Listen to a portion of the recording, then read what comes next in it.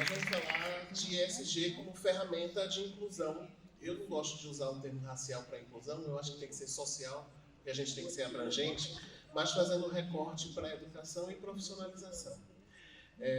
As perguntas que eu vou fazer aqui, vou provocar, elas são para os dois, para a gente ter dois pontos de vista que são importantes para a construção de uma ideia central. Bom, a adoção de práticas ESG com ações afirmativas e políticas de diversidade tem contribuído para a promoção e inclusão do ambiente corporativo.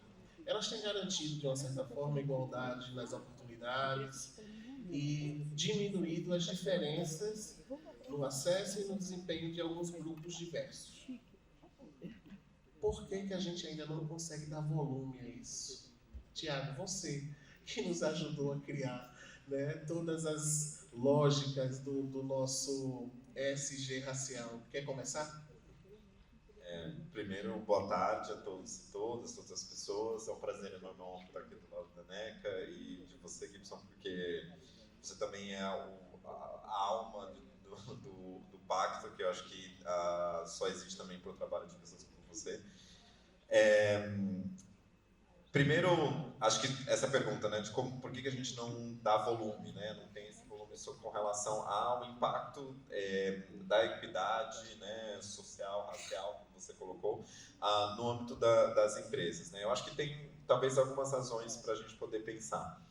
Primeiro, eu acho que inevitavelmente, eu estava escutando um pouco do painel anterior, né, inevitavelmente a gente tem o papel fundamental de políticas públicas efetivas que têm a possibilidade de ter uma grandeza e um impacto enorme, né? Quando a gente pensa, por exemplo, políticas, né, que foram atualizadas recentemente, como da lei de cotas nas universidades, tem um impacto que qualquer empresa, por maior que ela seja, não vai conseguir ter esse impacto, né? Mas eu acho que o setor privado tem um papel fundamental e muitas vezes subutilizado, porque a pauta de equidade racial tem a ver com, e conectada com o SG, tem a ver com não somente você ter uma vitrine que você consiga ter, olha, eu contratei X número de pessoas, eu tenho feito essa iniciativa inicial, etc., mas, na verdade, pensar a questão de equidade como central e estruturante do modelo de negócio, né? Que aí passa por todos os aspectos que tem a ver com o investimento social, que tem a ver com o ESG. Então, passa por qual a transparência que você tem da governança de diversidade dentro da sua empresa e a seriedade com relação a metas concretas, que tenha uma responsabilidade da liderança, inclusive em termos de a parte da liderança ter os seus bônus dependentes também da meta de diversidade. Qual o investimento que você faz para fomentar as políticas públicas que vão ter, de fato, um impacto grande em áreas como educação, como a gente estava conversando, e outras. Então, acho que, de um lado, tem um copo meio cheio, um copo meio vazio, que a gente está falando aqui de séculos de segregação, séculos de escravidão, etc. Mas, por outro lado, o copo meio cheio é perceber que a gente vê cada vez mais empresas trabalhando de forma séria, de forma transversal sobre esse tema de racial, gênero e outros. E aí eu acho que a conexão com o ESG é mostrar também que, tanto no aspecto ambiental, social, como no aspecto de governança, a pauta tem que ser usada de forma transversal, senão a gente não vai conseguir mudar concretamente. Legal. Neca. Bom, primeiro agradecer muito o convite, é uma alegria estar aqui ao lado do Tiago, ao seu lado, Gibson, que é, sem dúvida, uma pessoa que leva o pacto, que está sempre disposto, está sempre buscando, levando a gente, vamos lá, gente, animando o pacto. E assim, para mim é uma honra estar aqui. Eu sempre falo, eu sou uma pessoa que nas organizações que eu lidero, eu sou uma pessoa que sempre me coloco como uma pessoa que estou no lugar de uma aliada da causa negra. Eu sou sempre ali, aliada da causa da construção de uma equidade racial, aliada no apoio às organizações que lutam pela luta antirracista, né? Então, é desse lugar que eu falo, é desse lugar que eu sempre me coloco nesse apoio. Então, é uma alegria enorme sempre que eu sou convidada para fazer parte desses congressos que trazem a causa antirracista no centro do debate, né? E me sinto super à vontade de estar conversando sobre isso. Então, sim, quando a gente está falando de ESG, é sempre o copo meio cheio, meio vazio, como o Tiago fala e como a gente fala, né? E dependendo do dia, a gente está no copo meio cheio, dependendo, está no copo meio vazio. E é muito complexo mesmo, né? Então, eu acho que quando as empresas começam a atuar no ESG, eu sempre falo, no Brasil, especialmente as grandes empresas, avançaram muito nas questões de meio ambiente, né, no environment, e avançaram muito nas questões de governança. As grandes empresas, as médias e as pequenas, às vezes, ainda precisam fazer muita lição de casa, né? As grandes, algumas também não, mas as que estão avançando no ESG, nessa pauta ESG, via de regra, avançaram nas questões de meio ambiente e nas questões de governança. E o S do social é onde falta muita lição de casa, né? E aí a questão racial, em geral, está no S, a questão da diversidade está no S. Ontem eu estava no lançamento do Censo GIF. Para quem não sabe, o GIF é uma organização que congrega as fundações e institutos da área do terceiro setor, né, da filantropia. E eu falo há muito tempo que, por incrível que pareça, os institutos e fundações estão ainda mais atrás do que as empresas na questão racial, né? Os avanços são muito devagar, são lentos. E o Censo GIF ontem, mais uma vez, mostrou isso, né? Como nos conselhos dos institutos e fundações, são pouquíssimos os conselhos que ainda têm pessoas, que têm até mulheres, são minoria nos conselhos, pessoas negras, o percentual é baixíssimo, né? Então, eu acho que quando a gente está falando de ESG, ainda as empresas na questão do social precisa avançar muito porque começa com a questão, muitas vezes estão começando com estagiários, estão começando com trainees, mas isso elas percebem que aí elas vão começar a entender que não basta começar com estagiário e com trainee, porque precisa mudar uma cultura dentro da empresa, precisa mudar o ambiente dentro da empresa, porque não é embranquecer a empresa, precisa ter uma abertura de receber, mudar a cultura da empresa, e isso não é fácil, né? Isso não é fácil, isso exige uma mudança de chave das empresas. Então, exige palestras, exige um letramento racial, como está sendo chamado, exige todo um trabalho de grupos. As empresas, muitas, estão fazendo essas palestras, estão fazendo isso, estão criando grupos de afinidade dentro das empresas, estão criando diversas formas para que isso comece a se concretizar dentro das empresas. Mas eu acho que é um movimento mais lento do que a gente gostaria, como o Gibson está falando. Por que não move, né? Eu acho que porque exige um esforço de cima a baixo, exige que os conselhos tenham mais pessoas negras, exige que as lideranças tenham mais pessoas negras, e isso ainda não aconteceu, porque se vai começar do estagiário, do trainee, vai demorar muito para chegar, né? Então, eu acho que precisa haver mais força, e precisa haver mais congressos como esse, precisa haver mais pressão para que realmente as lideranças precisam ser mais lideranças negras. Precisa mudar a cultura da empresa para que... Claro que é importante ter estagiário, é importante que tenha mais da metade dos trainees pessoas negras, e isso, claro que isso é importante, isso vai mudando. Tudo isso é importante, claro que é. Há 5 anos atrás não existia isso, então, obviamente, isso é importante, né? Mas precisa mais do que isso. Precisa mais do que isso. Legal, eu vou pegar um gancho, e a gente está falando agora um pouco também sobre o olhar de governança, falando de conselho, falando de alta liderança, de gestores, e eu queria puxar um pouco para a educação e profissionalização. As empresas têm um discurso muito antigo da falta de profissionais negros qualificados para as posições de liderança.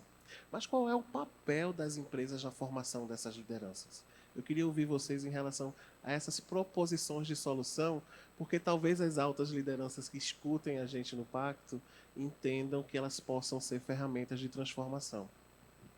Eu acho que uma coisa interessante para pensar, Gibson, é o seguinte: talvez inverter a pergunta e pensar. Eu não sei se questionar se as lideranças brancas estão preparadas para fazer a mudança. Elas têm a capacidade para fazer a mudança? Elas estão letradas para fazer a mudança? Elas têm o conhecimento técnico para trabalhar também com esse tema, né? Então, eu acho que para a gente também entender, e eu lembro, tem uma frase que eu gosto muito, uma entrevista que eu gosto muito com a Ursula Burns, que ela era CEO da Xerox, uma mulher negra. E a Ursula Burns deu uma entrevista uma vez para a Harvard Business Review, né, para a revista de Harvard lá de negócios, que ela falou uma coisa que me marcou muito, que ela disse o seguinte: ela, como mulher negra, andava ali, né, como CEO da empresa, e aí as pessoas constantemente falavam para ela: nossa, como você é maravilhosa, como você é fantástica, como você é espetacular, etc. E ela entendia, obviamente, que muitas vezes tinha uma percepção de elogio, mas, por outro lado, o que ela lia era assim: uma pessoa como eu só posso estar ali se eu for Nobel de Economia. Enquanto que a gente não exige a mesma coisa de outras pessoas, de outras lideranças brancas nessas instituições, né? Então, aí eu acho que a gente precisa pensar um pouco sobre, quando a gente fala sobre o pacto narcísico, né? Quando a Cida Bento vai falar disso, o pacto narcísico tem a ver um pouco que eu admiro as pessoas que são parecidas comigo e que eu acho que são parecidas comigo, que eu tenho alguma identidade, seja passaporte cultural, não só a questão racial, mas também de classe, gênero e etc, né, de jeito, etc, de formação, de onde o seu pai foi no mesmo colégio que o meu pai, sabe, coisa desse tipo, viajou, etc. Então, esse tipo de visão é uma visão que faz com que existe mesmo um viés inconsciente e muitas vezes consciente de grupo, né? E aí, por que eu trouxe tudo isso? Porque quando a gente fala sobre precisamos capacitar as pessoas negras, né? Eu acho que a gente precisa pensar, precisamos capacitar as lideranças brancas a entender de que elas não são a última Coca-Cola né, no deserto e que, de fato, existem muitas pessoas, existe uma potência negra que está sendo excluída e elas estão perdendo por causa disso. Elas, enquanto empresas, estão perdendo por causa disso, né? Então, quando a gente inverte essa lógica, a gente percebe que... Porque eu vejo muitas vezes, na questão de capacitação, que as pessoas falam assim: eles não estão preparados ainda, né? A dificuldade de encontrar...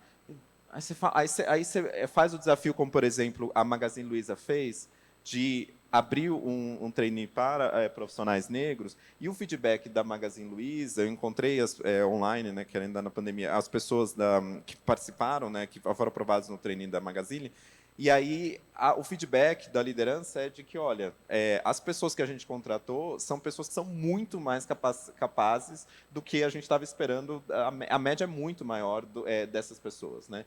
E aí você pensa, por que as pessoas não estavam, né, sendo inseridas anteriormente em outros processos, né? Porque haviam vários obstáculos estruturais. Então, acho que parte do problema é uma mentalidade de que a gente não pode ver programas que são fundamentais, programas de inserção, programas de aceleração profissional. Então, quando a NECA falou de ter estagiários, trainees, você tem que ter um processo de aceleração das lideranças médias, para que elas consigam chegar, né, para ser altas lideranças, etc. Não basta só a questão da entrada. Então, programas de aceleração profissional, a questão de desenvolvimento profissional de forma ampla, de capacidades, etc., elas são fundamentais, mas elas são fundamentais quando a gente entende essa corresponsabilidade que as lideranças brancas têm de impulsionar, e não uma visão um pouco paternalista de deixa eu te ensinar, porque você só vai poder estar aqui se você for espetacular, né? Como no caso da Ursula Burns.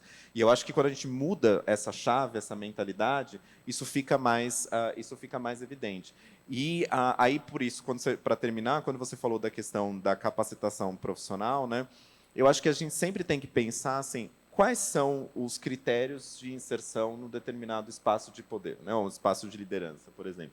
Então você pensa, é uma capacitação X que você está falando que as pessoas negras não têm, ou um soft skill que é importante que as pessoas não têm, ou algo desse tipo. E deixar muito claro esses critérios, porque isso pode ajudar também a ter uma autorreflexão das lideranças brancas das empresas, de pensar assim, peraí, né? Será que a gente também tem esses critérios? E o que a gente pode ganhar trazendo pessoas que são diferentes da gente, né? Então, acho que essa mudança de mentalidade é fundamental, mas pensar, né, como a Neca falou, de forma holística, de falar que é um conjunto de fatores. Melhorar na inserção, melhorar no investimento da empresa, pressionar que os seus fornecedores têm. Uma coisa que eu tenho visto muito agora são empresas na área jurídica, de empresas falando assim, a gente tem programas enquanto empresa de diversidade, a gente vai estimular que os nossos departamentos jurídicos tenham e a gente vai estimular que os advogados, os escritórios que são nossos clientes também tenham. Então, não dá para a gente chegar lá numa reunião com empresas como Google, Microsoft, Uber, etc., de chegar lá só tem homens brancos como advogados deles, né? Então, esse papel de virtuoso, né, de um círculo virtuoso, de você impulsionar isso na cadeia como um todo, é fundamental. Mas acho que corresponsabilização é fundamental também. Muito legal. Não é que eu queria pegar o gancho no que o Thiago falou e dizer o seguinte, a gente tem poucos Theos van der Loos como lideranças brancas que dão bons exemplos para a equidade racial e para a diversidade, né? Por que ainda é tão difícil essas lideranças entenderem esse papel? O Theo, eu estou usando a referência do Theo van der Loo ali, como uma referência branca de alto executivo que proporciona há muitos anos, né? Talvez nem se falasse tanto disso, mas já traz esse tema como um tema, tipo, eu como cara branco, alto executivo, tenho um papel de importância nessa mudança. Por que ainda é tão raro essas lideranças brancas assumirem esse protagonismo na mudança e na mentalidade cultural das empresas, de uma certa maneira? Eu acho que precisa ter, eu acho que é porque tem nós temos um país muito desigual, então existe um abismo, segregacionismo muito grande, né?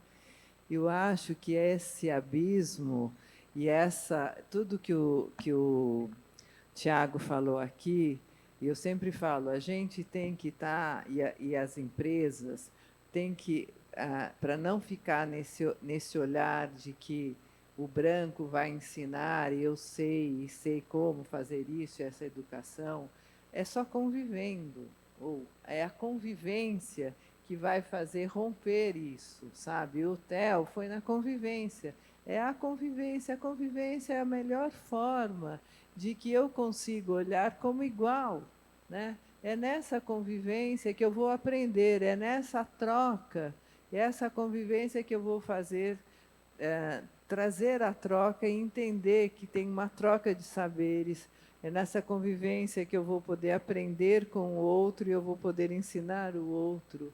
E é por aí. Agora, se tem uma diferença, se eu me coloco nessa diferença tão grande que eu sei e ele não sabe, entendeu? Se eu me coloco que não existe pessoas negras capazes, eu não posso encontrar um economista negro, se eu não posso encontrar, entendeu? Então, realmente, isso não é capaz, né? Então, eu acho que existe nós somos uma sociedade completamente com abismos sociais enormes, né?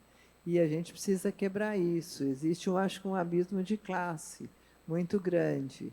E é uma sociedade que precisa entender que a gente mudou, precisa mudar essa chave. É uma sociedade que precisa entender que hoje nós estamos falando de uma sociedade que quer um país mais justo, de uma sociedade estamos pensando de uma sociedade onde as oportunidades têm que realmente ser iguais, né? E onde a população negra tem os mesmos direitos. E isso, onde existe uma reparação histórica a ser feita, e onde as cotas sociais, que foram as cotas raciais desde 2011, isso hoje nós temos uma população formada, uma população universitária, uma população com mestrado, com doutorado, existe uma população formada. Então, esta fala de que não existe pessoa formada não é real, não é real. Existe uma população para todas as lideranças, né? Então, eu acho que os TELs por aí é porque não tem a capacidade de olhar, não tem essa capacidade de romper e não tem essa vontade de querer um país mais igual, né? Não tem essa vontade de querer um país mais igual. E quando você falou, né, você citou o exemplo dessa mulher americana, também para mim me incomoda, Tiago, às vezes, o oposto disso, que eu acho que é a mesma coisa. Às vezes, uma pessoa negra fala alguma coisa, você fala um comentário bacana, interessante, mas não é nada espetacular. Aí a pessoa branca fala, nossa, que maravilhoso, que maravilhoso, que maravilhoso.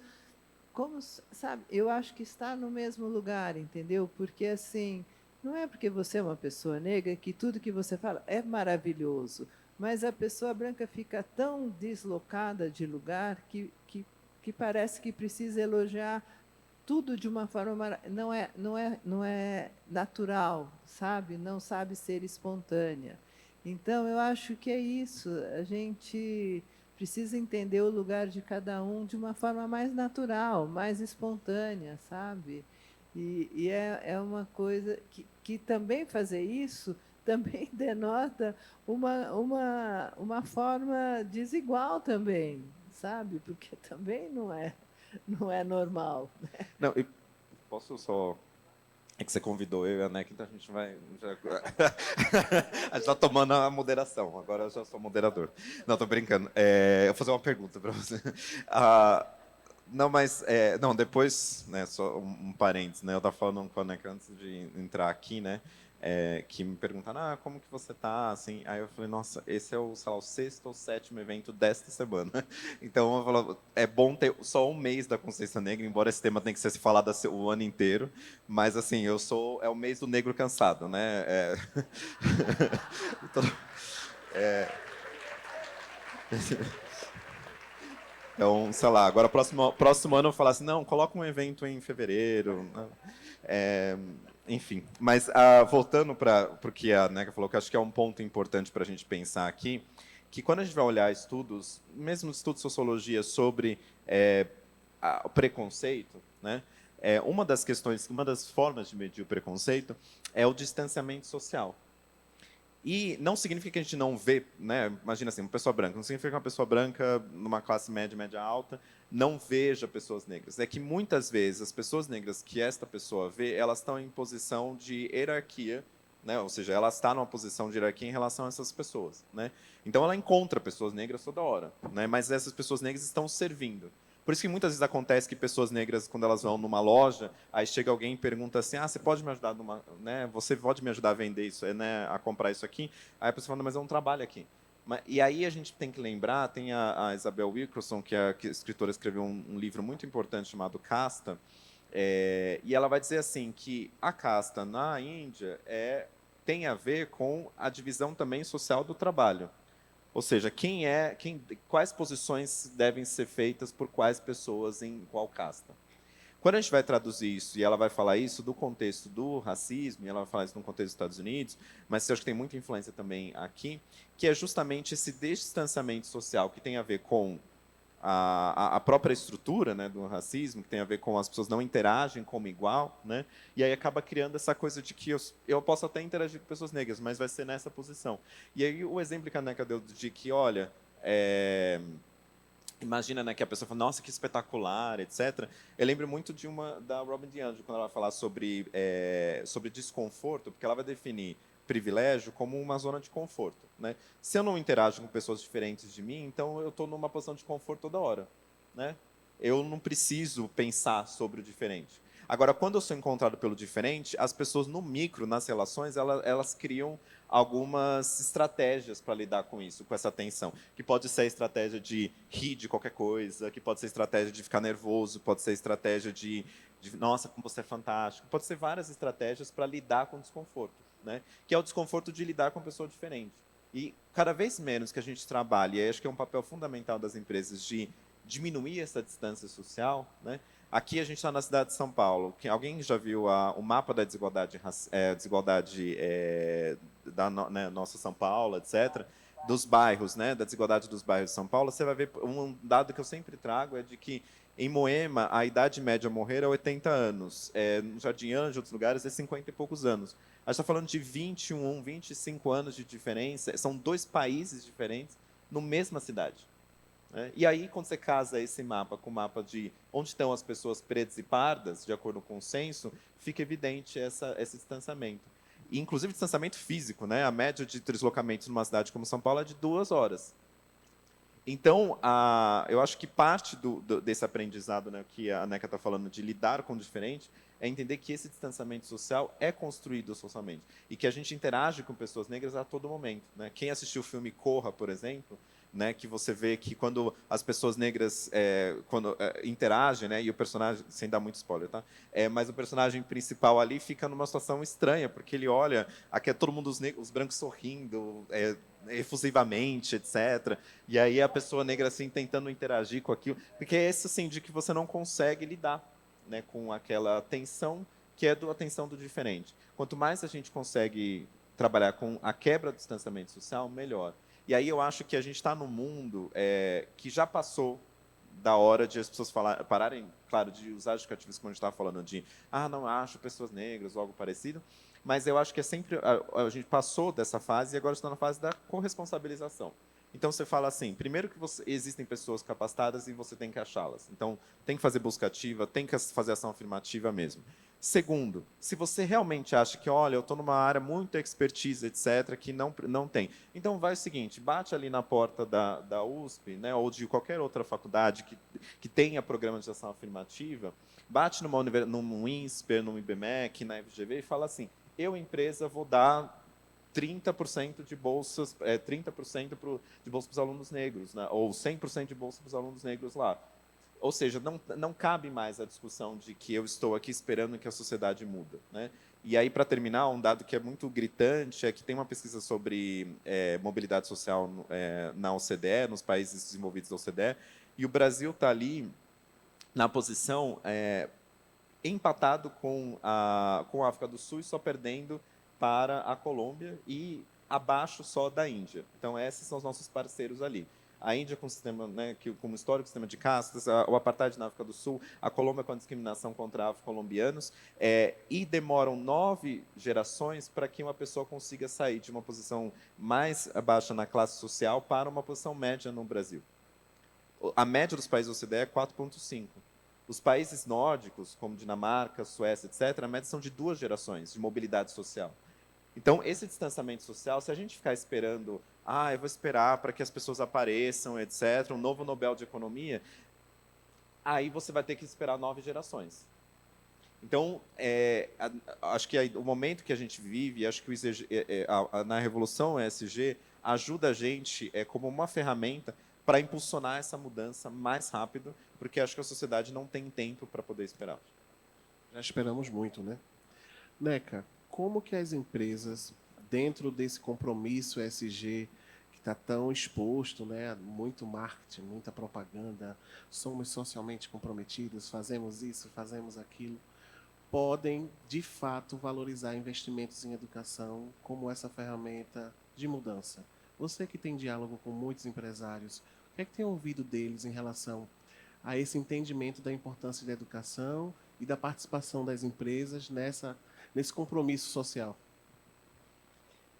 Então, eu acho que o compromisso com a educação as empresas têm, né? Até porque as empresas precisam de pessoas educadas, porque elas precisam de colaboradores, funcionários que tenham um alto nível cada vez mais qualificados para que possam terem pessoas qualificadas, né? Agora, eu vejo que, assim, quando a gente vamos estar pensando, né, assim, vamos voltar aqui na nossa pauta das questões raciais, de pessoas cada vez mais, as empresas cada vez mais comprometidas na empregabilidade de pessoas negras, né, e comprometidas com essa questão da educação também de pessoas negras e com isso, né? Eu acho que ainda eu acho que existe vamos dizer, existe um comprometimento. Eu acho que claro que existe de fato algumas empresas, né? Acho que não dá para generalizar. Claro que existe algumas empresas que estão mesmo. As empresas estão pondo metas. Isso, eu acho que isso já é um passo. Primeiro passo, vamos ser justos também. Acho que algumas empresas estão colocando metas públicas e essas metas estão atreladas a bônus nos salários. Isso é muito concreto e isso é importante, né? Porque isso é importante que isso vale. Talvez as metas pudessem, a gente pode questionar que as metas pudessem ser mais ousadas, tudo bem, mas isso já é um passo. Agora, eu ainda acho que ainda essa mudança de chave, que tem que mudar a cultura da empresa, eu não vejo acontecer. Para ser sincera, eu ainda não vejo, sabe? Eu acho que ainda é uma cultura de embranquecer as pessoas. Eu acho que ainda é. Ainda eu não vejo, eu ainda não vejo que a gestão de pessoas seja uma gestão que seja diversa, porque ainda quando a empresa está com metas de ter mais pessoas negras, e isso mesmo nas lideranças, isso com metas, mas toda a gestão de pessoas, o RH é todo branco, eu fico com dúvida, sabe? Eu fico com dúvida, porque eu acredito muito, muito, pela minha experiência pessoal de estar numa organização que mais de 50% das pessoas são negras, e como eu já falei antes, é na convivência que a gente vai aprendendo, é na convivência que a gente vai ampliando o mundo, alargando, entendendo, vendo que o mundo é muito mais amplo, entendendo que a cultura toda é outra, é outra. Então, na hora que todo RH é branco, eu não entendo, eu não acho que vai mudar. Sabe? Porque na hora que eu vou selecionar as pessoas, na hora que eu vou fazer uma seleção de liderança, na minha concepção, tem que ter sempre uma pessoa negra e uma pessoa branca, pelo menos, sabe? Deveria ter.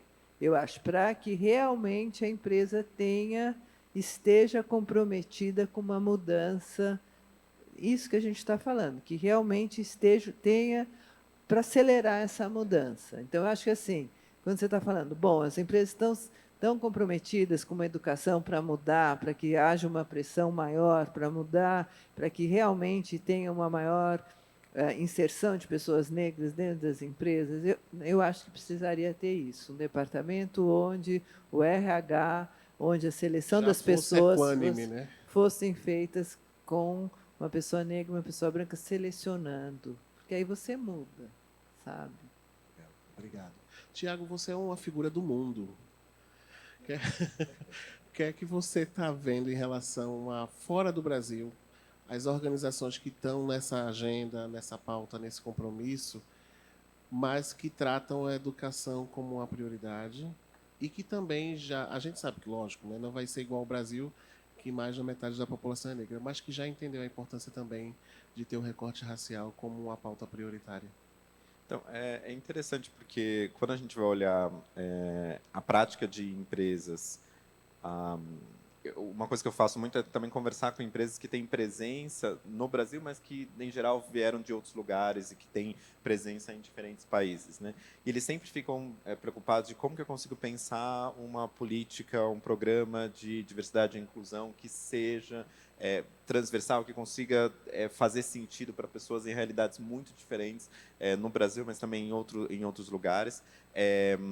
E aí o que eu vejo de práticas é, primeiro, tem algumas empresas tentando fazer um denominador comum, mas ao mesmo tempo ser adaptado a realidades locais, né? Então, por exemplo, a PwC tem um programa, tem uma política onde você tem duas vertentes, uma que é você sempre tem que trabalhar com a questão de gênero, mas transversalmente você também precisa trabalhar com outros temas, a depender da realidade local onde ela está inserida. No caso, no Brasil também LGBT e muito da questão racial colocada. Então, tem uma sensibilidade em geral, e eu acho que também o papel da educação é fundamental, e a gente escuta isso muito, por exemplo, de empresas que falam assim, olha, eu não quero que a minha liderança seja só da matriz, que a matriz vá para o outro país e que seja, que basicamente a liderança seja totalmente de pessoas né, estrangeiras que não são daquele local, ao invés de pensar sobre o desenvolvimento das potências da educação dentro do local onde ela está inserida, né? Então, acho que as empresas têm consciência isso também, de não simplesmente transpor o seu local onde elas estão trabalhando, transpor as pessoas, a liderança, para os locais, para locais diferentes, né? Então, acho que esse é um desafio fundamental de pensar transversalmente e pensar que a realidade, para a gente trabalhar com diversidade, inclusão, etc., ela tem que corresponder à realidade onde as empresas estão inseridas, né? E, no caso brasileiro, tem ainda disparidades de educação que são gritantes, né? E acho que um outro ponto para encerrar é que respondendo, reagindo uma coisa que a Neca falou que eu acho que é interessante, no começo tinha falado, né, Neca, sobre a questão da empresas, né, e muitas vezes a gente vê empresas grandes, né, com essas movimentações. Eu acho que uma questão que a gente precisa pensar também é qual é o contexto brasileiro.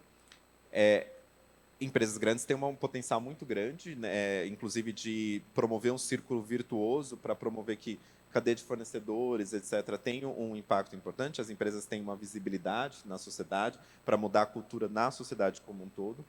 Mas, quando a gente olhar do ponto de vista de onde estão a maior parte dos empregos no Brasil, eles estão em empresas médias e pequenas. Quando a gente for olhar acesso a financiamento, crédito de empreendedores negros, existe ainda uma discriminação muito forte, inclusive discriminação algorítmica, contra profissionais, empreendedores negros. Então, para a gente ter uma mudança, como você estava falando lá no começo, né, eu fiquei pensando na pergunta até agora, então só 4 minutos antes eu vou saber a resposta. Mas, 4 minutos para acabar.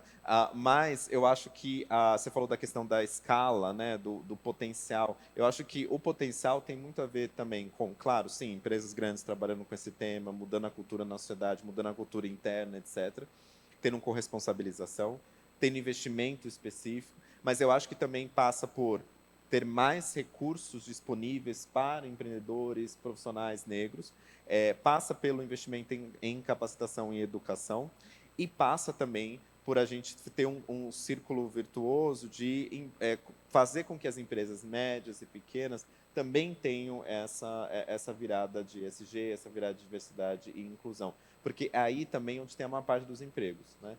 Então, a gente só vai ter uma mudança, efetivamente, quando mais pessoas negras tiverem acesso não só a mais empregos, mas também a mais poder econômico, mais poder de determinação da distribuição de recursos, e acho que isso depende de uma mudança estrutural, que não é só simplesmente uma empresa grande fazer algo, mas é uma mudança no ecossistema como um todo do setor privado, né? Vou pegar esse gancho, eu acho que quando o Tiago falou das pequenas e médias empresas e do empreendedorismo, acho que tem muito empreendedorismo negro, acho que nós estamos também num momento, talvez, pode ser uma oportunidade do novo ensino médio, pode ser uma oportunidade, porque tem uma ênfase que pode sair, não sei, vamos ver, do ensino profissionalizante. Então, e um dos eixos é empreendedorismo. Então, dependendo, vamos ver como é que vai sair a lei. Então, pode ser uma oportunidade aqui porque a gente está precisando ter uma ênfase no ensino médio, né? Os jovens estavam saindo, acabou de sair agora uma lei também de uma poupança para os jovens que ficarem no ensino médio, acho que não garante a qualidade do ensino médio, mas é uma lei na direção certa, no sentido de que focalizando os jovens que estão das famílias cadastradas no CAD único, que vão receber uma poupança para os jovens que ficarem até o final do ensino médio. Então, é uma lei na direção certa, não resolve a qualidade, mas está na direção certa. A lei do ensino médio também pode estar na direção certa, enfatizar o profissionalizante na questão do empreendedorismo nas pequenas e médias empresas. Então, acho assim, nós temos que enfatizar a educação de qualidade, isso vai ser importante no futuro, né, para as empresas e tudo. Eu acho que acelera, né? Aquilo que a gente falou no começo. Bom, nós temos... Não, tínhamos. Mas eu vou pedir... Vocês não estão vendo, mas tem um negócio vermelho enorme, piscando, assim, na nossa frente aqui. Mas eu queria terminar, então, que eu não consegui no painel anterior, que vocês resumissem em uma palavra, um propósito para a gente estar aqui hoje. Tiago. Uma palavra? Pode ser uma frase curta. Tá. Uma frase curta, eu vou ser generoso. Tá. Tem a primeira candidata, que eu esqueci o nome dela agora, mas a primeira candidata do Partido Democrata negra, né, que concorreu às primárias para ser presidente, né, e não passou. Ela tem uma frase que me marcou muito, que ela fala assim: se não te dão um assento na mesa, que você traga uma cadeira dobrável. Ou seja, acho que a gente está num momento assim de a revolução, a mudança que se tem na cultura das empresas passa muito também por esse processo de as pessoas estão aqui, estão impulsionando e estão levando essas pautas na porta das empresas e de dentro das empresas. Então, essa é a frase que eu consegui pensar agora de última hora. Obrigado, Tiago. Eu não sei fazer uma frase só, mas eu acho que assim a mudança ela tem que ser logo, mas a gente tem que ser muito persistente e tem que ser presente, persistência e presença. Pessoal, com vocês, Neca Setúbal e Tiago Amparo. Obrigada, Gibson. Obrigada a todos.